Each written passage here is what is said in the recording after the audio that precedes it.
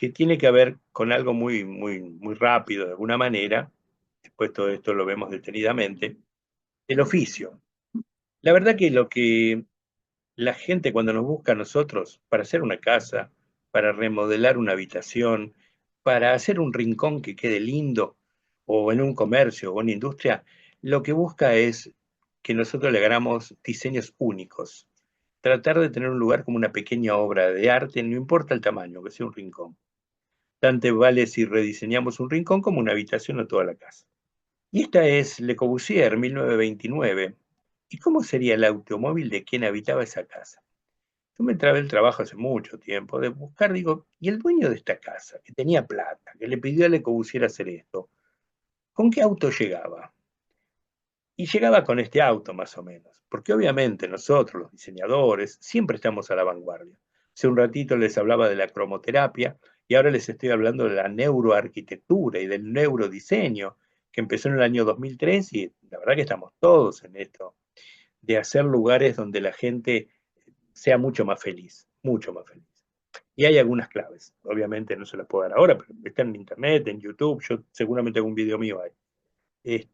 Sobre las claves son techos más altos, la utilización del verde, siempre la posibilidad del afuera, tiene que ver con los colores, pero básicamente siempre estamos a la vanguardia también, por ejemplo, con las luces LED de colores, etc. Así que esta era la casa que tenía el dueño, de alguna manera, la Ville Savoie. Hoy en día, en cambio, nos piden un chateau así, o sea, un afrancesado y vienen con una Ferrari. Y está bien. Lo que hay que pensar en esto que cuando estamos en diseño de interiores, no es como la Facultad de Arquitectura, que obviamente tenemos que hacerlo de una manera. En el interiorismo hay que romper paradigmas. Las personas quieren vivir felices y quieren de alguna manera, esto se llama la pirámide de Maslow, quieren autoafirmar su ser, quieren realmente sentirse como si estuvieran en Francia o algo, y esas aspiraciones no se las podemos cortar y decir, tenés que vivir en una casa fría y racional, porque tal vez ellos quieren una casa como vimos de la Toscana. Lo importante para una diseñadora de interiores, un interiorista, es saber todos los estilos y poder manejarlos. Un poco al estilo Bustillo. Bustillo realmente podía ser el Yao Yao, podía ser Mar del Plata, el casino, y podía ser el Monumento a la Bandera, por ejemplo. Bueno, en este caso, estas cosas tenemos que saber que existen y es posible romper paradigmas. Los estilos hoy, hasta para hacer casas, también nosotros podemos pensar si la quieren minimalista como está arriba, si la quieren más bien historicista o afrancesada, si la quieren como contextualista como la tenemos abajo a la derecha. Bien, lo importante es nosotros saber de todos estos estilos. Este es el Chateau, un éxito total. Y para eso tenemos las tres cosas fundamentales. Por un lado la función, que nuestros diseños de espacios interiores funcionen bien. Por otro lado, la imagen, la forma, y por el otro lado, la estructura. Nosotros lo que necesitamos es eso, que la gente se sienta bien. Y para eso tenemos estos cuatro elementos. La forma, que acá un poquito se los doy muy suave, yo de esto tengo cosas muy profundas, muy buenas. La forma, línea horizontal, tranquilidad, como vemos ahí, y ahí abajo lo dice. Este obsequio, yo generalmente esto lo hacemos en todas las clases también. Y les damos mucho material, yo les doy mucho material de aporte para siempre. Se hace una carpeta de diseño de interiores y adelante. Bueno, línea horizontal, ¿qué sugiere un diseñador y qué le sugiere a la gente? Tranquilidad, paz, armonía. Personas que están muy excitadas, muy locas, muy todo, si lo bajamos con líneas horizontales es mucho mejor. Si en cambio son gente que está muy caiducha, pachucha, nunca les sale nada, siempre no pueden crecer, dice, a mí no me sale, trabajemos con líneas verticales. Pero la línea vertical de alguna manera le da esa sensación de ascensión, mucho más largo, pero básicamente es eso. Y acá tienen algunos elementos. Si también queremos generar una tensión, no hay ningún problema, las líneas diagonales, sí, una casa con techo inclinado, buenísimo, bueno, significa que no. Pero la línea diagonal tiene cierta tensión. ¿Por qué es esto? Por algo muy sencillo, miren. Y voy a esto. Nosotros tenemos realmente una noción de equilibrio. Nos desarrollamos, nos desplazamos por la línea horizontal y podemos caminar 10, 20 metros sin problema. Estamos seguros. Si en cambio queremos hacer 10 metros hacia arriba, saltamos, no podemos. Entonces nos da psicológicamente y en la Gestalt una sensación de ascensión, de sublime, de ir para arriba. La línea horizontal, en cambio, nos deja tranquilo. Y cuando colocamos una línea en tensión, ahí es como si estuviéramos caminando en una bajada. Es una línea tensionante para la vista, yo la uso, obviamente. Llamamos la atención. Entonces, tenemos que saber jugar con las líneas. Y así como tenemos estas líneas, que la línea recta siempre sugiere frialdad, racionalidad, la línea curva, en cambio, sugiere de alguna manera, en este caso la línea curva suave, es realmente gracia, elegancia, es como si fuera una modelo con buenas curvas. Y en cambio, si queremos algo que sea poder, ampulosidad, entonces le mandamos una línea más redonda, como esta.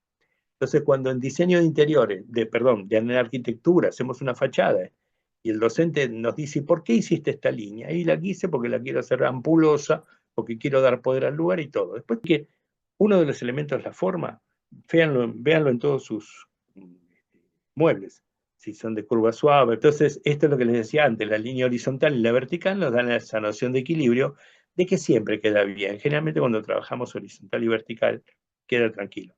A veces podemos hacer que prevalezca la línea vertical o a veces hacemos que prevalezca la línea horizontal y está bien.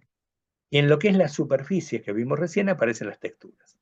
Las texturas son fundamentales también. Hoy en día están mucho más entendibles desde hace 25 años, que era necesario jugar con texturas. Así que las texturas le hace bien a la gente. Primero podemos trabajar con lo primero, la superficie lisa, carencia de ornamentación. Es una sensación de higiene, de seguridad, de frialdad, obviamente. Las superficies rugosas, en cambio, acá esto no se ve bien, pero sería un salpicret, generan un poquito de textura, de luces y sombras, y eso es muy interesante en la arquitectura multisensorial. Barragán, el arquitecto Barragán, lo utilizaba muchísimo. Y el tercer tipo de texturas es justamente con relieve, cuando la cosa ya no es lisa ni rugosa, es directamente con relieve, entonces nos genera sombra. Y esas cosas nosotros las utilizamos en el diseño. Acá no se los traje, pero la realidad es que cuando nosotros diseñamos lo que es en una fachada nosotros podemos tener la ley de equilibrio, la ley de figura y fondo, la ley de unidad, lo que se llama énfasis o acentuación, escala, ritmos, proporción, todas esas cosas las ven en una fachada. Y entonces las texturas nos ayudan mucho a poder diferenciar distintos ritmos, por ejemplo, de texturas. Volviendo al interiorismo, estamos adentro de un dormitorio, por ejemplo, las alfombras, los tapices, las telas, también existen diversas maneras de expresar textura visual. A veces ni tenemos que ver lo que ya sentimos por la calidez del material, o lo mullidito que está el material. Y esto es una casa FOA, y acá ven cómo una decoradora, una diseñadora, una arquitecta, etc. Cómo trabaja texturas de una forma, formas de otra manera, texturas más tranquilas, paredes lisas. O sea que en un trabajo de diseño de interiores hay muchas cosas distintas que tienen que ver con la forma, con las texturas, con el color, aunque acá no lo estamos viendo mucho, y hasta con las luces, distintos tipos de luces.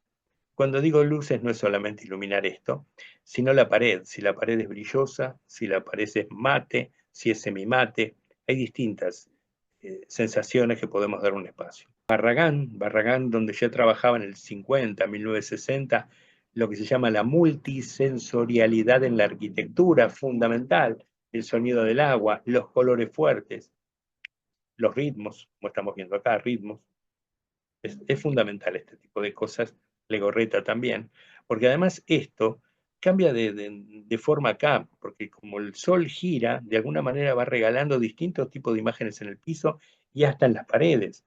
Entonces esto sutilmente es muy valorado por la gente. Las texturas son muchas, acá tenemos de distintos tipos que siempre vienen bien. Y si hacemos una clasificación sencilla de texturas, voy a tratar de ir terminando, tenemos las texturas que son lisas, que recién les conté, porque pueden ser suaves o ásperas. Y nos vamos a color. O sea, vimos forma, muy rapidito lo vimos obviamente, color, texturas también lo vimos y color. Color es fundamental, es un temazo. Dentro de un interiorista es fundamental. Aquí tenemos el círculo cromático y de alguna manera vemos que podemos armar armonías por monocromía, por contrastes, por analogía o por triadas. Entonces explico rápidamente si está por acá. Los neutros obviamente siempre nos dan elegancia y seriedad, serenidad. Los cálidos en cambio levantan a las personas. Nosotros podemos hacer bien a las personas, a los seres humanos. Y antes de entrar en esto, entonces vamos un poquito a un tema de neuroarquitectura. Miren qué interesante que es esto que está pasando. Miren, para ir finalizando un poquito, tengo luz también y tengo más cosas, pero miren, nosotros podemos trabajar los colores como una monocromía, en este caso es lo más fácil que hay, trabajamos el marrón en distintos tonos de marrón. Funciona, no hay ningún problema. Esa es la primera armonía por monocromía.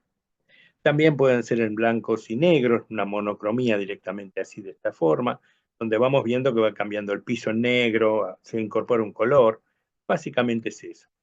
Ahora después nosotros, puede ser que nuestro cliente nos diga, che, no, el marroncito, todo marroncito, yo quiero algo un poco más de color. Entonces, una de las armonías que se puede trabajar es armonía por contrastes, o en este caso, como se dice, por complementarios. Es decir, esto es el auditorio de diseñadores argentinos, decoradores argentinos. Como teníamos el mobiliario rojo, obviamente las paredes se pintaron un blanco verdecito y un poquito también las plantas verdes, porque era armonía por contraste, porque el verde se forma con el amarillo y el azul y el único primario que no tiene es el rojo, entonces es armonía por contraste. Como puede ser ahí del otro lado el amarillo y tenemos entonces el violeta como armonía por contraste. Igual esto no es en partes iguales, son pequeños acentos del complementario. Tiene que ser un color que domine la composición y después pequeños acentos del complementario. Obviamente tengo muchísimos ejemplos. Armonía por analogía, vimos monocromía, un solo color, armonía por contrastes, dos colores de alguna manera en contraste, y armonía por analogía son colores análogos. Por ejemplo, acá si tenemos verde, naranja, de alguna manera la base es el amarillo. Para un lado, el verde amarillento tiene amarillo, sí. El verde tiene amarillo, sí. El verde azulado tiene amarillo, sí. Nos vamos para el otro lado, el amarillo naranjado tiene amarillo, sí. El naranja tiene amarillo y el naranja rojizo tiene amarillo. Entonces, trabajamos con una paleta más abierta, muy, muy piola. Puede ser dentro de la gama de los azules con los violetas y con los verdes, o puede ser dentro de los rojos con lo que serían los naranjas y los violetas. Y la otra, tercera, que lo utilizaba mucho Clorindo Testa, lo utilizaba mucho Le Corbusier, es la triada. La triada son los colores, los tres primeros colores, los colores primarios, o sea, ven lo que está el uno acá, el rojo, el azul y el amarillo, o si no, los tres secundarios. Elegimos una triada, siempre mucho blanco, mucho color neutro y esos pequeños colores para llamar la atención. Después, dentro de la teoría del color, tenemos lo que es la clave alta, que es una clave muy iluminada, como esta que tenemos acá, o la clave baja, que es una clave muy intimista, más para un living, para un lugar. A veces lo hacemos con las luces, eso. Entonces tengan en cuenta que esto también existe. Y en el diseño de interiores, la influencia del color es muy importante, y acá tenemos un poco el efecto psicológico de cada color, que también es muy, muy importante para tener en cuenta. Sepan que esto existe, la presencia del negro siempre se usa muchísimo el blanco con un pequeño toque de un elemento y nada más, como para iluminar el lugar. Y acá está un poquito la teoría de color, que obviamente lo dejo acá.